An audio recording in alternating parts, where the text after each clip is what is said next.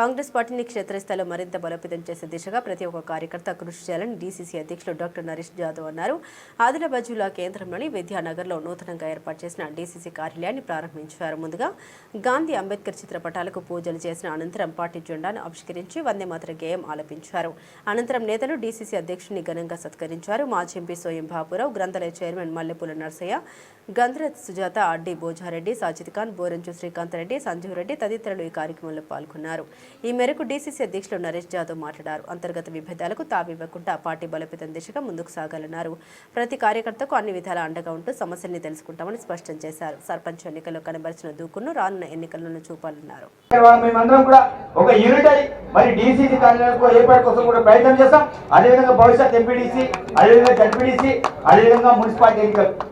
దీంట్లో మీరందరూ కూడా ధైర్యం ఉండి సర్వేల ఆధారంగా టికెట్లు అన్ని వస్తాయి.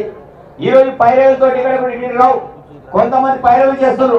మీరు దగ్గర పోతే టికెట్లు వస్తాయి, లేకపోతే ఎమ్మెల్యే దగ్గర పోతే టికెట్లు వస్తాయి, ఇంకెవరి దగ్గర పోతే ఇదంతా ఏది కాదు. ఈ రోజు గౌరవ ముఖ్యమంత్రి గారి ఆలోచన ఒకటే, గ్రామ పంచాయతీ మొదలుకుంటే జిల్లా స్థాయి వరకు కూడా అన్ని స్థానాలు కూడా కాంగ్రెస్ పార్టీనే ఉండాలి స్థానాలని గౌరవ ముఖ్యమంత్రి గారి ఆలోచన. అతని ఆలోచన కుల్పించాలంటే మనమందరం కూడా సమర్థవంతమైన నాయకులనే మనం ఎంపిక చేయాలి. నాకు నేను గొప్ప చెప్పడం కాదు, 10 మంది నా గురించి చెప్పాలి.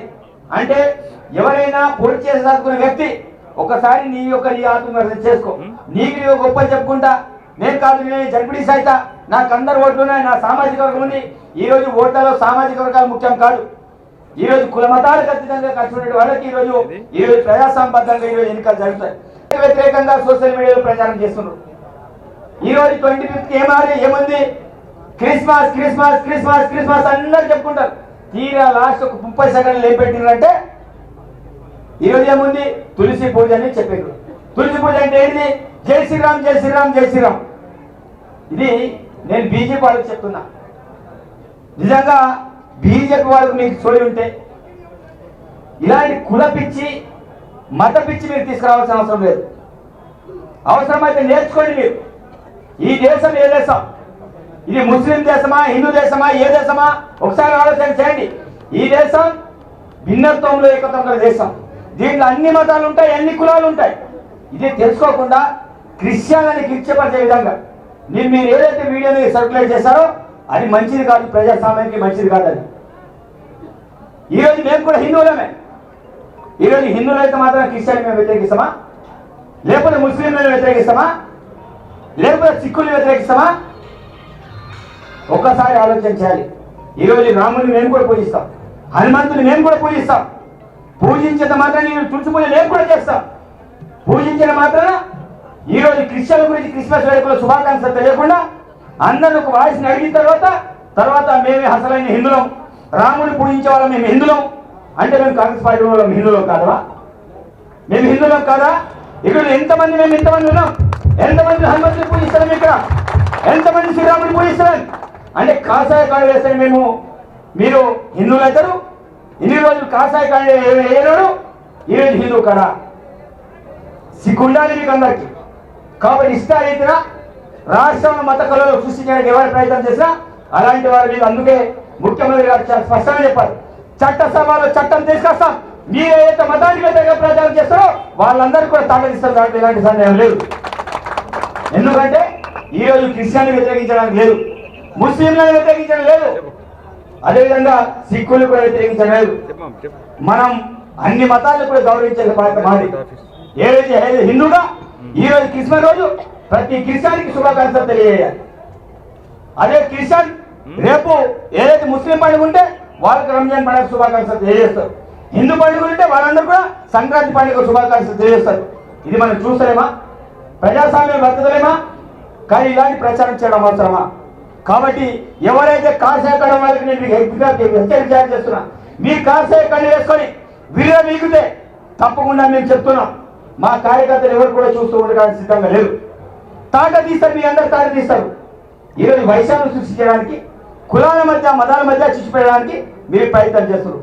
చట్టం తీసుకొస్తాం, ఆ చట్టం ప్రకారమే మీకు అందరికి శిక్ష చేస్తాం. దాంట్లో ఎలాంటి సందేహం లేదు. కాబట్టి క్రిస్టియన్ సోదరులారా మీరు ఎవరు కూడా ఇబ్బంది పడకండి. కులాల మధ్య మతాల మధ్య చిచ్చు ఎవరు పెడతారు మీకు అందరికీ తెలుసు. వాళ్ళకి అలాంటి కులగచ్చి మతగచ్చి ఉన్న వాళ్ళే మన మధ్య చిచులు పెట్టే ప్రయత్నం చేస్తున్నారు. కాబట్టి మనం అందరం కూడా కలిసిమెలిసి బతకాలి, ఎవరి సాంప్రదాయాన్ని వాళ్ళు పాటించాలి. ఈ రోజు ఆదివాసులుగా మా సాంప్రదాయం మేము పాటిస్తాం, క్రిస్టియన్లో క్రిస్టియన్ సాంప్రదాయాన్ని పాటిస్తారు, హిందువులుగా హిందూ సాంప్రదాయాన్ని పాటిస్తారు, ముస్లింలు ముస్లిం సాంప్రదాయాన్ని పాటిస్తారు. కానీ ఎవరి కులాన్ని ఎవరి మతానికి ఇబ్బంది పెట్టడానికి ఆస్కారం లేదు. కాబట్టి ఈ జిల్లా కాంగ్రెస్ కమిటీ అధ్యక్షునిగా నన్ను ఎన్నికైనంటే ఈ కార్యకర్తల అభిష్టం మేరకు, మరి ఇక్కడ ఉన్నటువంటి నాయకులందరి అభిష్టం మేరకే అనేసి ఈ సందర్భంగా మనం చేస్తా ఉన్నా. ఎందుకంటే నేను 1998 నుండి నేటికి కూడా కాంగ్రెస్ పార్టీ కార్యకర్తగా, కాంగ్రెస్ పార్టీలోనే నాకు మంచి జరిగిన చెడు జరిగిన కాంగ్రెస్ పార్టీ సిద్ధాంతాలకు, మరి బాబాసాహెబ్ అంబేద్కర్ సిద్ధాంతాలకు అనుకున్నటువంటి ఈ కాంగ్రెస్ పార్టీనే కొనసాగుతున్నాననేసి ఈ సందర్భంగా గమనించచ్చు.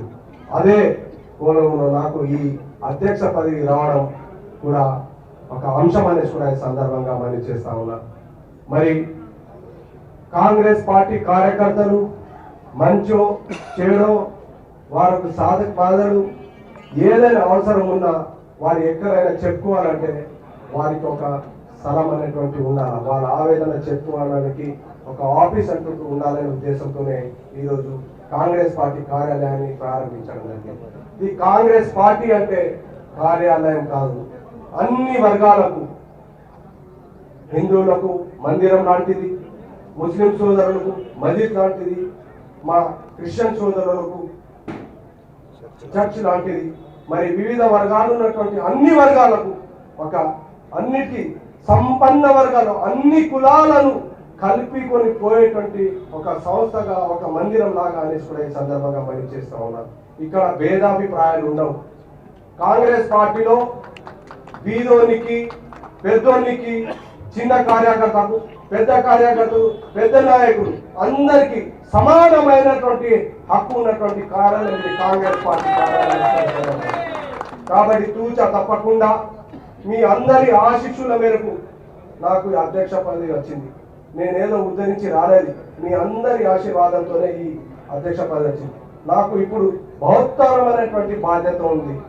ప్రతి ఒక్క కార్యకర్తకు న్యాయం చేసే విధంగా అందరం నాయకులం సమిష్టిగా కలిసిగా వెళ్తాం.